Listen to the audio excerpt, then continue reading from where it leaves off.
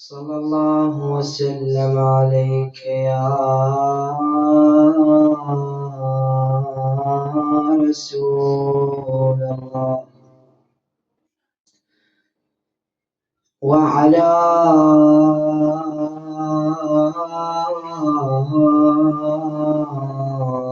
أهل بيتك المظلومين. لعن الله الظالمين لكم. شوي نصي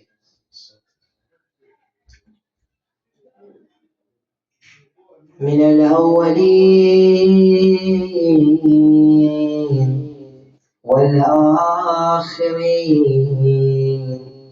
إلى قيام يوم الدين. يا سيد البطحاء يا عم أحمدي ويا حامي الإسلام بالنفس واليد. يا سيد البطحاء يا عم أحمدي ويا حامي الإسلام بالنفس واليد ويا راسخ الإيمان والعلم والحجاب وموئل خير المرسلين محمد صلى الله عليه وآله. لقد خصك الباري بحبل أمانته، لقد خصك الباري بحبل أمانته فأديتها بالفعل دون تردد. نصرت رسول الله في كل موقف وأنقذته من كيد عاد وملحد. وآويته وراعيته منذ الطفولة والصبا، وآويته في بيت عز مشيد، بذلت له مالا وولدا وأنفسا وكل نفس في الوجود وأسجدي، وما زلت ترعاه وتحفظ سره إلى أن دنا منك الحمام بمرصدي. بفقدك عم الحزن أعلام مكة وكل بقاع الأرض فيها وجلمدي. بفقدك عم الحزن أرجاء مكة وكل بقاع الأرض فيها وجلمدي. فلاح عليك الجئين والإنس والملائكة فلاح عليك الجن والإنس والملائكة وأبكى رحيلك كل عين موحدين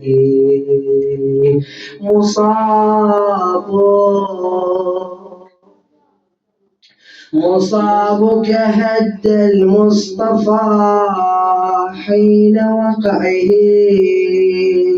عليك وأضحى يلطم الخد باليد وغسلك المذكور ابنك حيدر وكفل منك الجسم طوعا لأحمده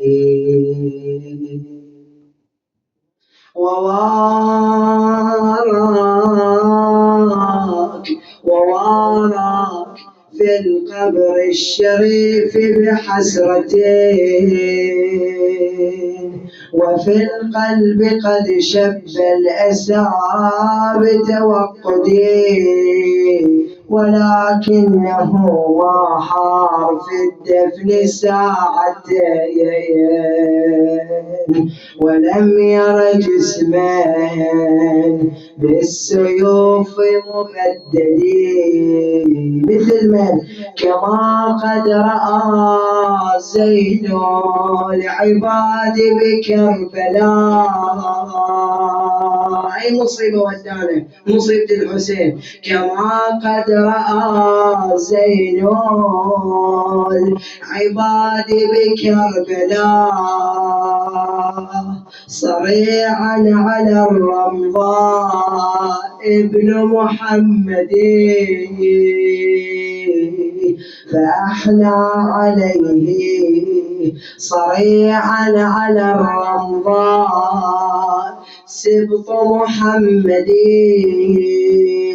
فأحنى عليه والدموع غزيرة أين المنادي حسين وحسين جر الونه حسين وحسين عزيزة عندك الصرخ أصرخ حسين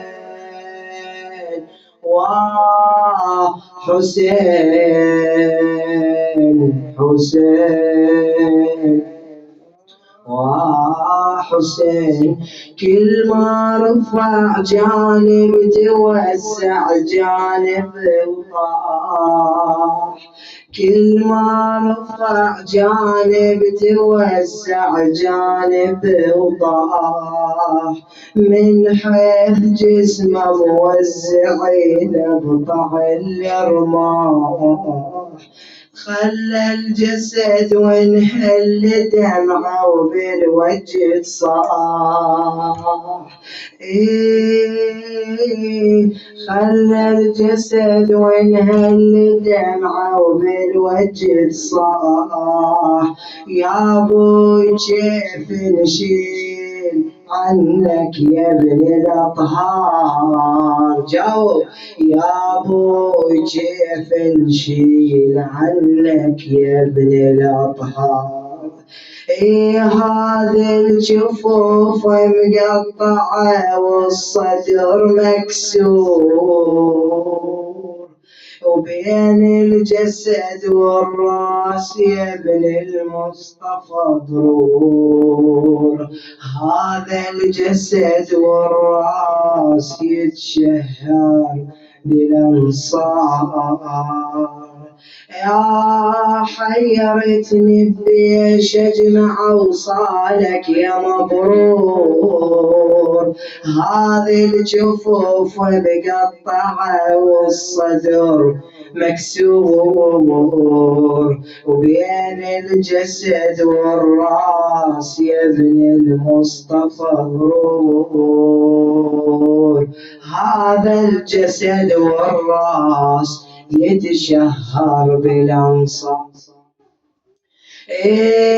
جابوا لك قطعة بارية وجمعوا صالح.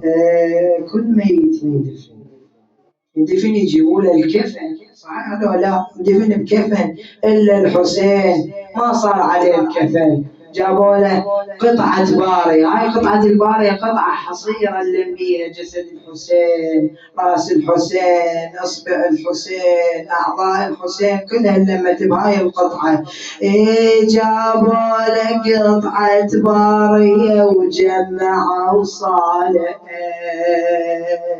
ولفة عسى عين العمى ودنق وشاله وحطه وسط قبره يشيعه وانحناله يشمه بلحره والضماير تسعر بنار. شي يقول بعد السجاد؟ لقضي يا ابويا العمر، لقضي يا ابويا العمر، لقضي يا ابويا بالبكا ليلي ونهاري. ساعدني. لقضي يا ابويا بالبكا ليلي ونهاري مثلك ما شفنا مجفنين بواري. هذه المصيبة العظيمة. كل مصيبة نقرأ من الأئمة أو آباء الأئمة أو كل نسب لازم نذكر مصيبة الحسين. لقضي يا ابويا بالبكا ليل ونهاري مثلك ما شفنا مجفنين بواري من بعد ما تبغى 3 أيام عاري فوق الثرى وسترك يا ابويا بهالفلا غبار. فوق الفلا وسترك يا ابويا بهالفلا غبار على مناد وحسينا وإمام. لا حول ولا قوة إلا بالله العلي العظيم. إنا لله وإنا إليه راجعون. وأفوض أمري إلى الله إن الله بصير بالعباد. عطروا مجالسكم بذكر محمد وآل محمد 3 مرات وبأعلى الأصوات. اللهم صل على محمد وآل محمد. اللهم صل على محمد وآل محمد. اللهم صل على محمد وآل محمد. في هذه الليلة العظيمة نستذكر شهادة مؤمن قريش وعم النبي صلى الله عليه وآله وكافله أبو طالب عليه السلام. جاء في كتاب كمال الدين وتمام النعمة للشيخ الصدوق عليه الرحمة تحت عنوان باب في خبر عبد المطلب وأبي طالب عليهم أفضل الصلاة والسلام. يقول: وكان عبد المطلب وأبو طالب من أعرف العلماء وأعلمهم بشأن النبي محمد صلى الله عليه وسلم.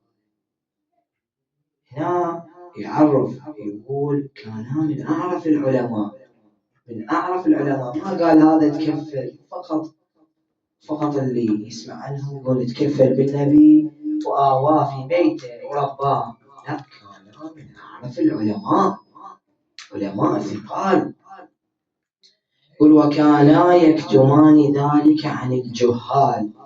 ما كانوا مثل حاليا هسه من العلماء معروفين كانوا يخفيان ذلك، يكتمان ذلك عن الجهال وأهل الكفر والضلال، ليس فقط ليعرف مقامه مكانه ولايته، لا، كان من أشهر العلماء. يقول من أعرف العلماء وأعلمهم من هم؟ عبد المطلب وأبو طالب عليهم السلام. نذكر بعض الشواهد على معرفة أبي طالب بمقام النبي محمد صلى الله عليه وآله وأفعاله أيضا، ما يكفي لاستدلال به على إيمانه الشديد بالرسالة المحمدية.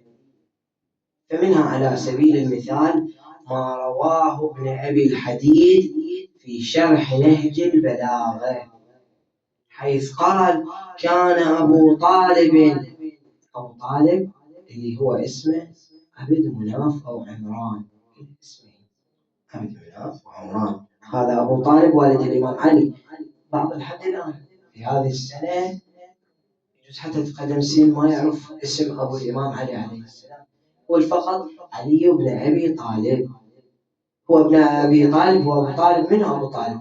ليس أبو طالب، ابن طالب، طالب وجعفر وعقيل اللي هو والد مسلم بن عقيل، عقيل أخي الإمام علي عليه السلام، جعفر الطيار عليه السلام، وطالب وأيضا من أخوان الإمام علي عليه السلام. فلا بد يعني مثل النبي محمد يقولون محمد بن عبد الله، الإمام علي يقولون فقط علي بن أبي طالب، ما يقولون اسم والده. اسم والده اللي هو عمران أو عبد مناف، عمران أو عبد مناف، هذه أسماء أبو طالب عليه السلام. يقول هنا في نهج البلاغة يروي ابن أبي الحديد يقول كان أبو طالب كثيرا ما يخاف على رسول الله صلى الله عليه وآله إذا عرف مضجعه، يعني مكان نومه.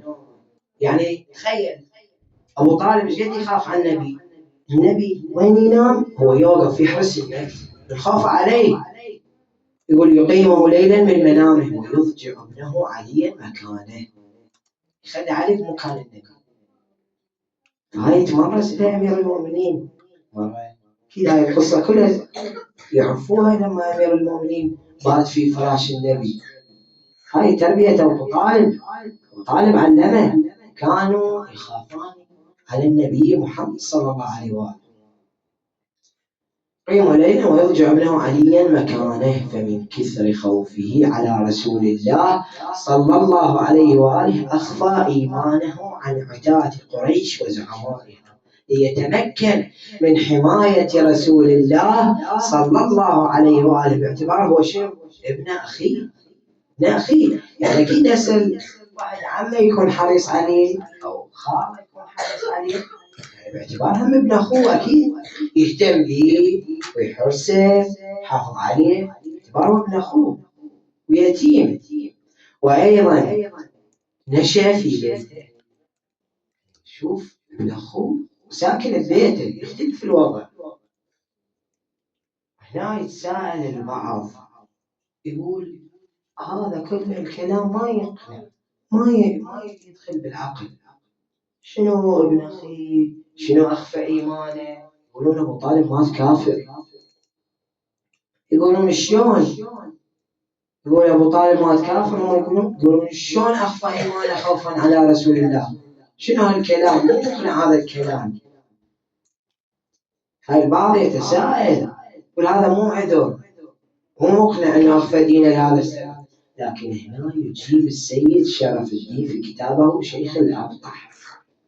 شيخ الأبطح اللي هو أيضا لقب من ألقاب أبو طالب عليه السلام، سيد البطحاء. أول ما قرأنا يا سيد البطحاء يا عم أحمدي ويا حامي الإسلام بالنفس واليد، سيد البطحاء وشيخ الأبطح أيضا.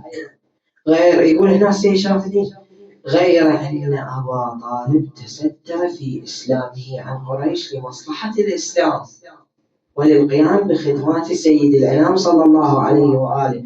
ولو أن أبا طالب جاهر، يعني لو جهر يعني علن بالعلن، ليش كانت الدعوة السرية ودعوة علنية؟ هاي جهر بالعلن.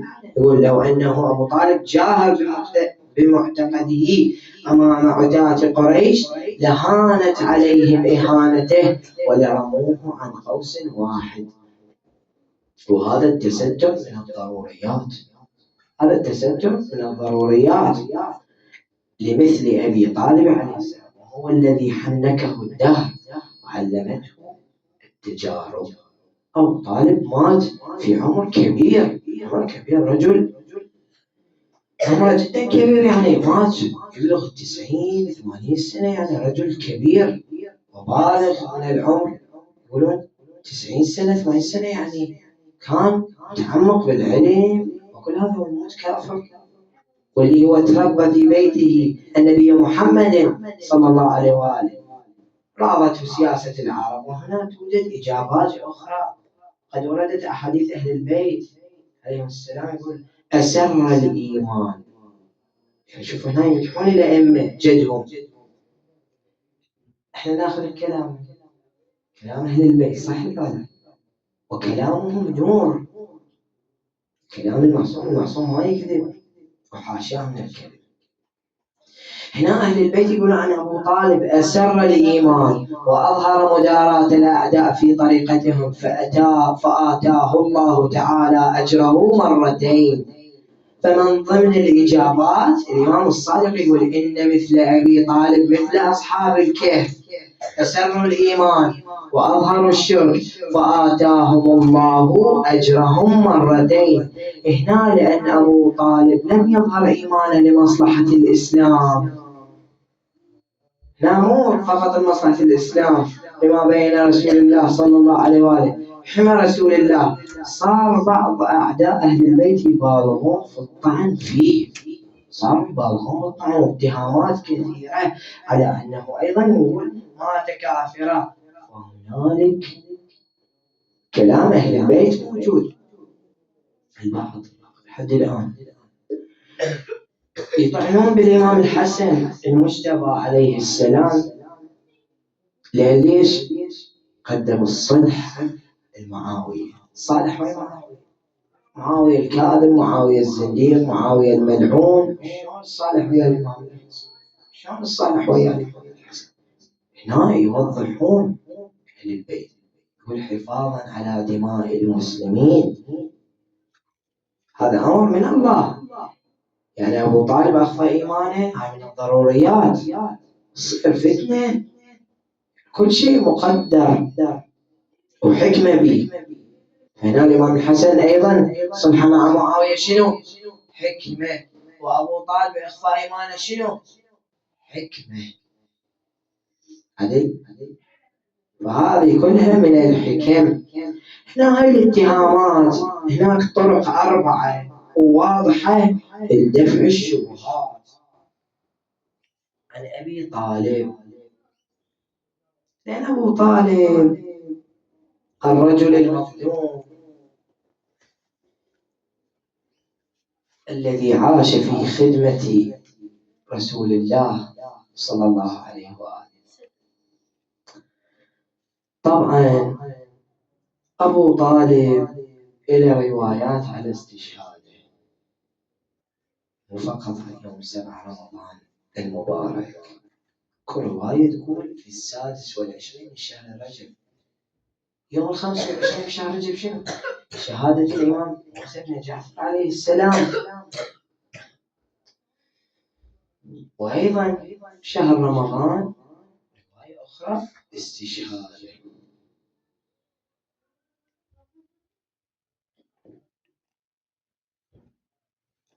فمن حب النبي صلى الله عليه وآله لعمه أبو طالب بعدما فقد زوجته خديجة الكبرى عليه السلام، وعمه أبو طالب سمى هذا العام بعام حزن، عام الحزن فقدهم، فقد عم أبو طالب وزوجته خديجة.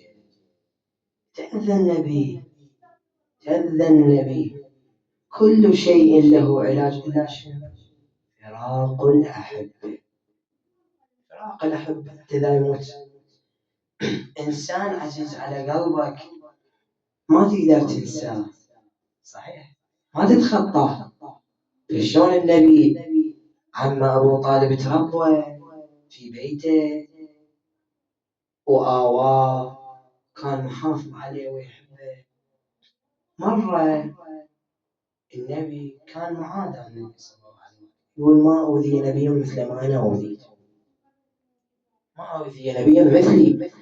كان النبي يطلع في مكة، يطلع من أعمامه أبو لهب جهل، كانوا كلهم يكرهون النبي، أعمامه إخوان أبوه عبد الله وأبو طالب كانوا يكرهونه، يقولون هذا الساحر، هذا المجنون، هذا الكذاب، كله على النبي محمد صلى الله عليه وسلم.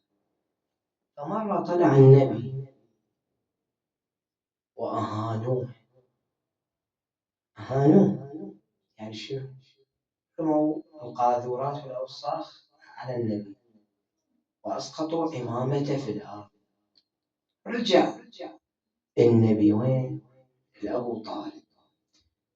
أبو طالب كان يفضل رسول الله عليهم على أولاده كلهم. فشاف رسول الله شفاء في المهضوم.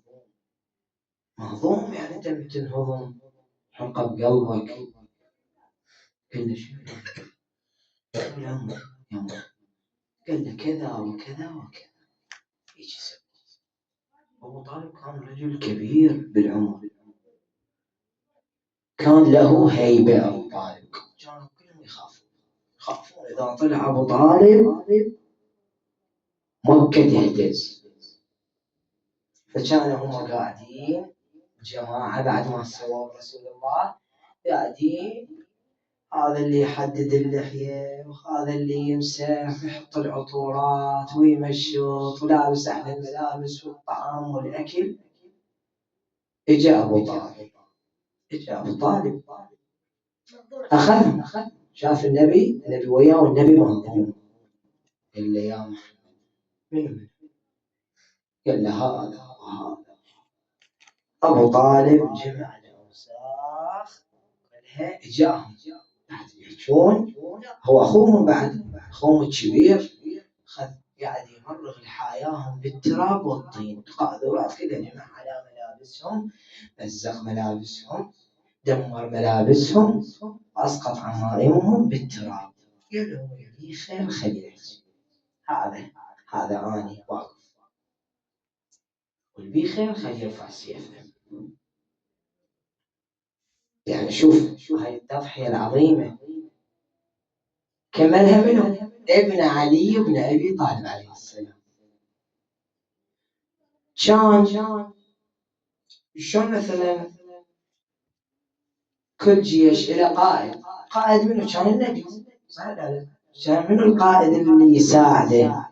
علي بن أبي طالب عليه السلام. هذا علي بن أبي طالب، فكل التضحيات سواها أيضا أمير المؤمنين، كل التضحيات.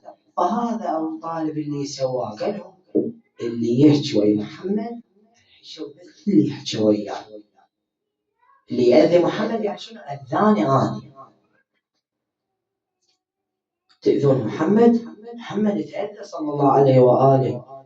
كان يمشي بالشارع تجي مثل صخرة على راسه ضربته يجري الدم. هذا الجار اللي يأذي تأذى النبي. اتهموه كثيرا، كلما كانوا على شخصك زورا يفترون، تارة بالسحر والشعر وطورا بالجنون. كان شو يسوي النبي؟ يقول كنت تدعو الله أن يغفر ما لا يعلمون، وعلى شدة ما قاسيت آثرت المسير يا رسول الله. فهنا هاي الاتهامات اللي يقولون أن أبو طالب مات كافرا، هناك طرق 4، عفوا طريق واحد، يعني طريق واحد حتى لا نكثر في الإطالة. نبدي بعد بمصيبة أبو طالب عليه السلام. هنا الطريق الاستدلال على إيمانه مما تلفظ به من أقوال. ففي أقوال العبد الصالح أبي طالب عليه السلام ما يكفي للاستدلال به على إيمانه، فقد حصلت كتب السير والتاريخ والحديث بالشيء الكثير منه كقوله. هنا أبو طالب يقرأ الشعر، عن الدين، عن محمد صلى الله عليه وآله. يقول: لقد أكرم الله النبي محمدا فأكرم خلق الله في الناس أحمد، وشق له من اسمه ليجله، فذو العرش محمود وهذا محمد، يا شاهد الله علي فاشهدي إني على دين النبي أحمد، من ضل في الناس فإني مهتدي. هذا يقول أبو طالب. ولذلك نقل العلامة الأميني عن كتاب ضياء العالمين للفتوني، روي أن أمير المؤمنين علي بن أبي طالب عليه السلام، حتى نختم بعد، قيل له: من كان آخر الأوصياء قبل النبي محمد صلى الله عليه وآله؟ فقال: أبي. ولذلك سئل أمير المؤمنين، قيل له: من كان آخر الأوصياء قبل النبي صلى الله عليه وآله؟ فقال: أبي. قال: أبي يعني أبو طالب. ولذلك خلينا احنا نختم الرواية تشير إلى عظمة أبي طالب، التفتوا يعني، وتشير إلى مقامه عند الله وعند حججه الطاهرين. هو ما رواه الفقيه ابن شاذان، وما رواه الطوسي، وما رواه الكراجكي طيب الله ثراهم أجمعين. يقول: عن أبي عبد الله عن آبائه عن أمير المؤمنين قال: والذي بعث محمد نبيا إن نور أبي طالب يوم القيامة ليطفئ أنوار الخلائق. يطفئ أنوار الخلائق إلا 5 أنوار. إلا شنو؟ 5 أنوار: نور محمد ونوري ونور فاطمة ونوري الحسن والحسين ولده من الأئمة. ليش؟ لأن نوره من نورنا الذي خلقه الله عز وجل قبل خلق آدم ب1000 عام، 1000 عام. ولذا لما جاء أمير المؤمنين وأخبر النبي بموته، جاء أمير المؤمنين خبر النبي بموت أبو طالب، أمر يغسله أمير المؤمنين، وأمر من يكفنه عنده. أبو طالب عنده أولاد، لكن أمر يكفنه علي، ولعل هنالك إشارة بالفعل. شنو هاي الإشارة؟ لأنه كان من الأوصياء، غسل معصوم، غسل علي بن أبي طالب. يقول: تولى غسله وتكفينه وتحنيطه، فإذا رفعت سريره فأعلمني. ورفعه، ولما غسله وكفنه رفعوا جنازته. اعترض النبي. خلي بالك وياي بالمصيبة. اعترض النبي الجنازة، قاعد يكلم الجنازة، شايف تفقد بشر، شوف بعينك انت من واحد تكلم ويا انت ويا الجنازة. قال: وصلتك رحيم. يقول: ربيت طاهرا.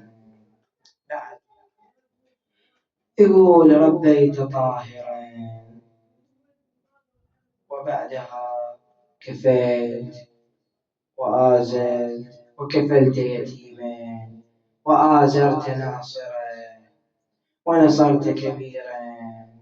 تأثر النبي، ولذلك جاء النداء إليه: اخرج من مكة. خلاص اخرج من مكة، بعد الناصر راح، ناصرك وحاميك راح، اخرج. الله أكبر، خير البشر يخرج من مكة. بعد راح الناصر، راح المحامي.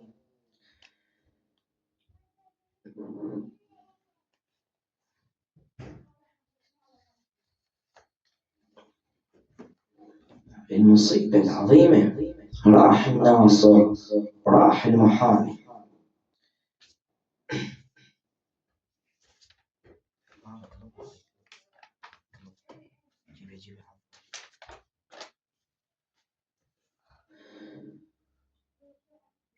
يقول هذه جنازة مكرمة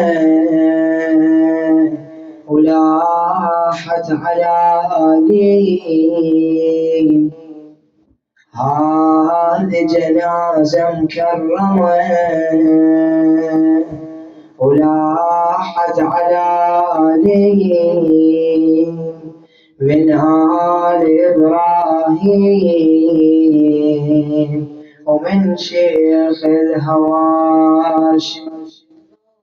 هذه جنازة مكرمة ولاحت على لي من آل إبراهيم وشيخ من الهواش.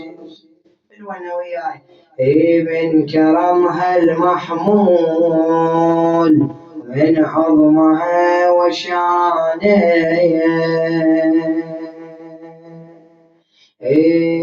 من كرمها المحمول ومن عظمها وشانه،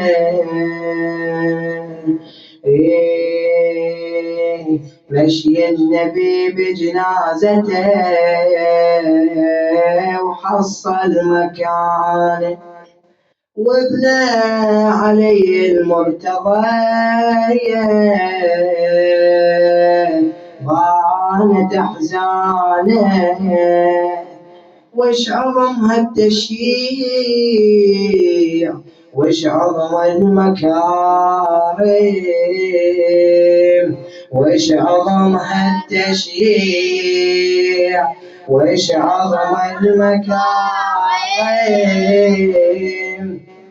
بعد هنا شي يقول شيخ العشيرة شيعه كل العشيرة،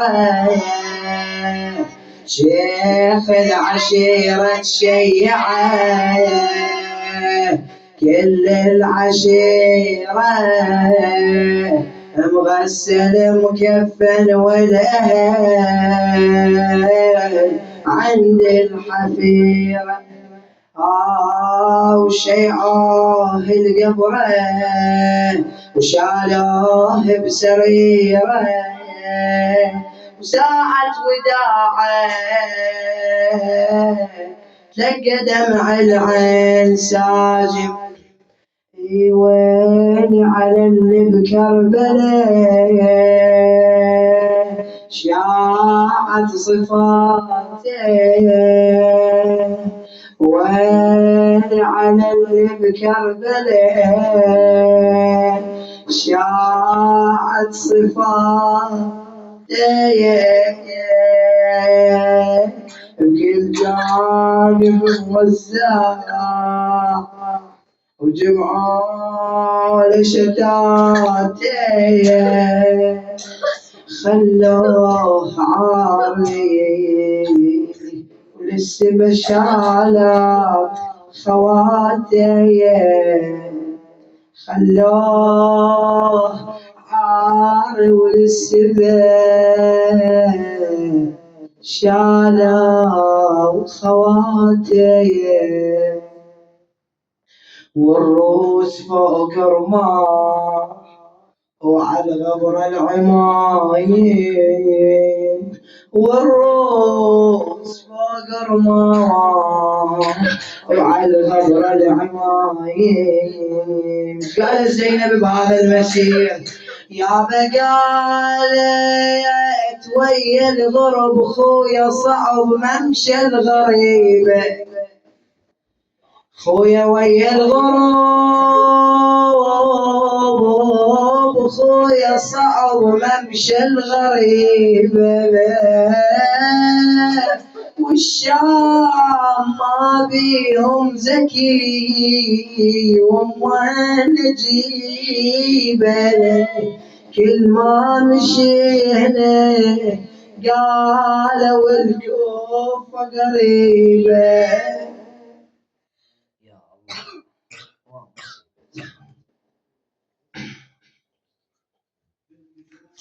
كنا نلطم على مصيبة أبو طالب، كنا نلطم على مصيبة عم النبي وكافله. يا أصل نور الولاية ويا ملاذ الملتجي، ما يقصدك إلا مؤمن ثابت بقلبه اليقين، وحاشا ما يخيب التوجه واقسم بطه الأمين. يا أبو طالب نخيتك تداوي قلب المبتلي، يا كفيل الهادي اللي هم باسمه ينجلي، يا كفيل الهادي اللي هم باسمه ينجلي،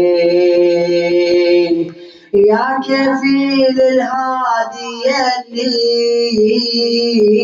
هم باسمه ينجلي،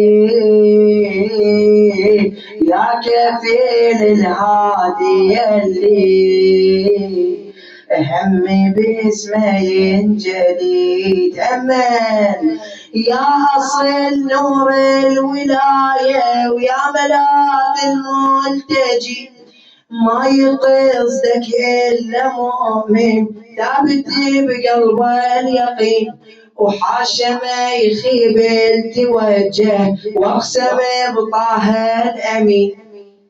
يا أبو طالب نخيتك تداوي قلب المبتلي، يا كفيل الهادي اللي هم باسمه ينجلي، يا كفيل الهادي اللي هم باسمه ينجلي.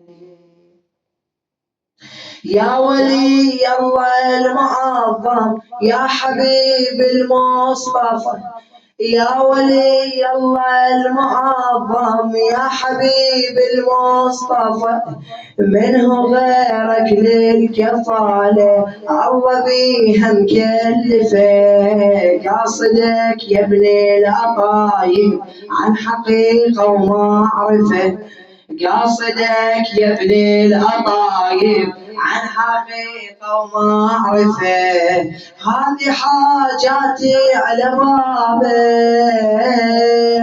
وانت قاصدي وما وإلي، يا كفيل الهادي اللي هم باسمه ينجلي، يا كفيل الهادي اللي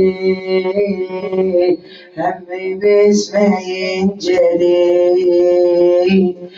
بحق رسول الله ومصابه بعام حزنه وحسرته، بحق رسول الله ومصابه وعام حزنه وحسرته، وادري ما تقدر تعاين جار دمع وعبرته، شنو حاله من تعوفه يا كفيله بشدته، بحق ابو الزهره طلبتك، بحق ابو الزهره طلبتك تقضي هالحاجة إلي، يا كفيل الهادي يا كفيل الهادي اللي هم باسمه هم باسمه ينجلي، يا كفيل الهادي اللي هم باسمه هم باسمه ينجلي. واقف بقبرك ينادي بآهة الكف الرحيم، واقف بقبرك ينادي بآهة القلب اليتيم، وترحل يا كفيلي وصاحب الكف الرحيم، وترحل يا كفيلي وصاحب الكف الرحيم، أقسم بدمع النبوة وهالقسم أدري عظيم، أقسم بدمع النبوة وهالقسم أدري عظيم، لا تردني يا أبو طالب بالنبي وحدار علي، لا تردني يا أبو طالب بالنبي وحدار علي، يا كفيل الهادي اللي هم باسمه ينجلي، يا كفيل الهادي اللي هم باسمه ينجلي. اللهم بالزهراء وأبيها وبعلها وبنيها والسر المستودع فيها، اشفينا واشفي كل مريض يا الله، وفقنا لما تحب وترضى، وارزقنا حسن العاقبة.